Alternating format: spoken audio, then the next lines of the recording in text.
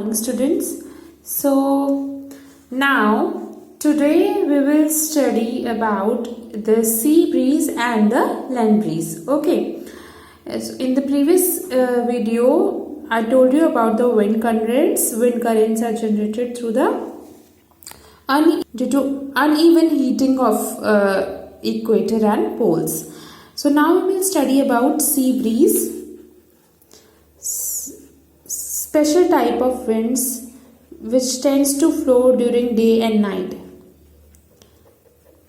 Okay, in the daytime the breeze which flows is known as a sea breeze. So the winds that blow from sea towards land is known as sea breeze. Sea breeze means sea to land. Sea to land. So we can in the coastal areas we get to know these sea breeze as the wind are blowing from sea to land there.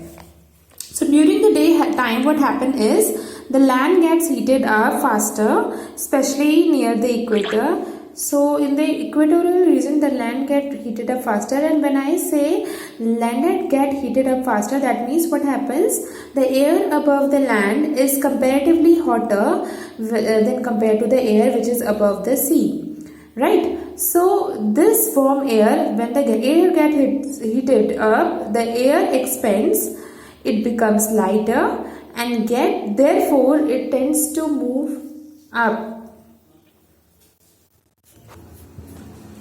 Okay, now when it moves up, what happens? Here a vacuum created, space is created. So therefore what happens is this cold air from the sea to come towards the land and it occupies the space.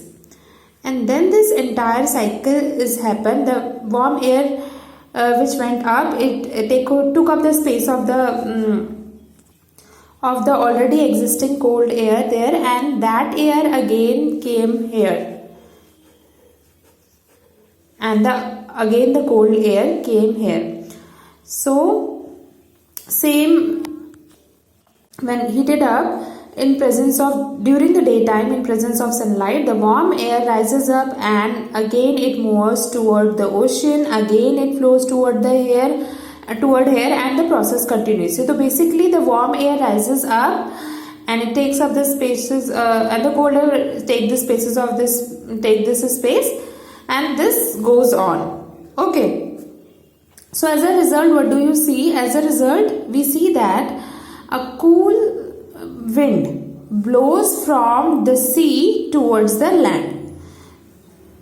Okay, from the sea towards the lands during daytime is known as sea breeze. So here you see the same concept of warm air takes place, and this entire process of heat transfer is known as convection. And we have learned about convection. Why we are discussing about the heat? Because there we spoke about the convection. We have also discussed about the sea breeze and land breeze there also. So just then reverse happen during the night. So at night time it is the cold air which flow from the land towards the sea, and during night time the land will remain cold.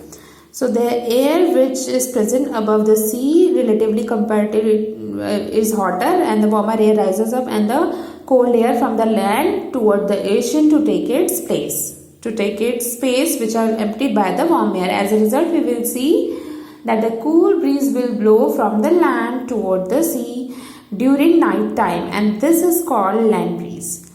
So this is the concept of land breeze and sea breeze. Okay. Similarly, when you try to see the direction in which the wind blows during different seasons, so there also you see the same concept. So let's talk about the monsoon wind. So what happened during monsoon? And let's talk about the summer. So you will be able to relate it more. So in summer, how are the days? The days are very hot. So they are like a hot sunny dry day. That's how summer are. In presence of so much of heat, the land get heated up faster. So the concept here is similar to the sea breeze concept, okay, which happens during the daytime. Because during summer it is very hot, and under that heat, the lands get heated up faster, and therefore the hot air moves up and the cold air from the sea flows toward the land. So these winds which blow from the ocean towards the land, that's the direction of wind flow during summers. Now just after summer come for the monsoon, where we have heavy rainfall. So basically these winds which come from the ocean towards the land, these winds carry water droplets with them, because now the winds are coming off the ocean, and ocean is all about water. So the wind carry water droplets, and that's how bring rain. Winds bring rain. Okay, so the monsoon wind bring rain, and rainfall play a very crucial role in agriculture like India, where rainfall is needed for irrigation. So therefore people wait for rainfall desperately. So rainfall happen after the summer season, because during summer the winds flow from the ocean towards the land, and this will carry water droplets, and basically these monsoon wind bring rain, and that is why it is called monsoon wind. So monsoon wind, they flow from sea towards the land. So that's about the monsoon wind. So now exactly the reverse happen during the winter. So in winter the days are not that hot and steady, so the land remains cooler as compared to the ocean, and therefore now you have a warm air which just above the ocean. So these warm air being lighter moves above, and as a result the cold air flows from land to the ocean to taking up the space which is emptied by the warm air. And here you have air flowing from land to ocean. So during winters the wind blow from land toward the sea, and during monsoon, or you can say summer, it flow from sea to land. Okay. Now monsoon winds bring rain. I told you that monsoon wind bring rains. Okay, so rainfall is necessary for agriculture, because it is very much important, because majority of our population depends on agriculture now, on not only for their livelihood, but agriculture provide food, and food is required for the survival of all living organisms. So without food we cannot survive, and for the production of food we need water, and for water we need rainfall. Okay, so rainfall is very much necessary for agriculture, for getting food, which is important for the survival of living organisms. Okay, now sometimes what happens is, if there is too much of rainfall, now rainfall in its desired amount is needed, but because if it is no rainfall, it will adversely impact to the agriculture. But if it is too much of rainfall, then it again causes harms. So when it is too much of rainfall, what we call it as a flood. There is so much water if there is so much of water everywhere, so the houses get damaged, properties get damaged, they will flow away with the water, and animals die, human beings die. So there is a huge loss of excess rainfall. People become homeless. Okay, so many organisms lose their habitat, damage to their building, roads, bridges, and all the transport system get destroyed, communication system get destroyed, telephonic wires and all the cables, everything get destroyed. Okay, when there is too much of rainfall. So waterborne diseases like cholera, typhoid become very common. That's because there is so much of water everywhere. So what happens is, all the water gets contaminated with a different types of harmful substances, and now those water, they might kill animal, and the dead bodies of animal will remain in the water. So basically the water is getting contaminated with the harmful substances. Okay, therefore a lot of people under such situation do not have proper storage of drinking water. So in that case the people consume that polluted water and they get diseases like cholera, typhoid, etc. Okay, so it is very common that immediately after a flood a lot of diseases come to that area like cholera and typhoid, and again they also cause a huge loss of life.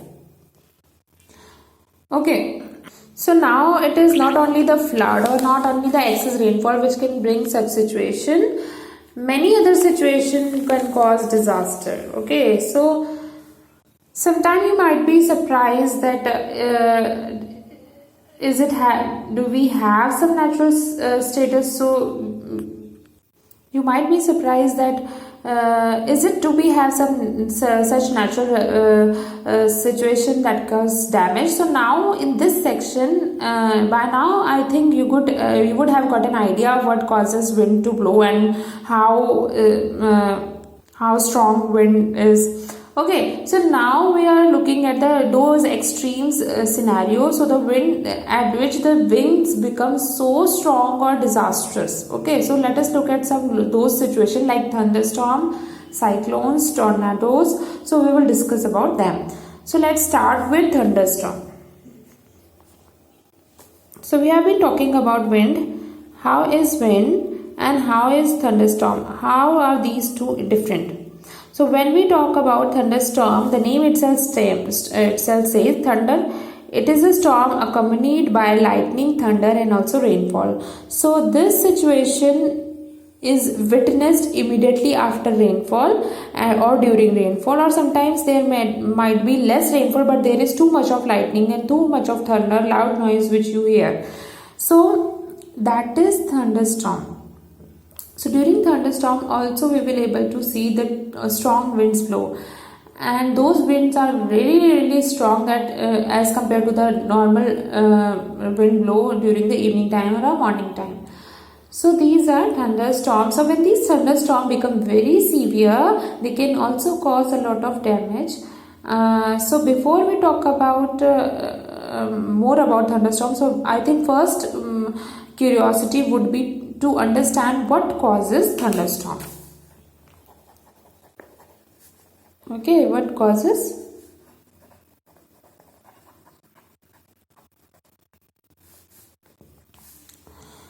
So what causes thunderstorm? There are three important factors which leads to thunderstorm, and they are humidity,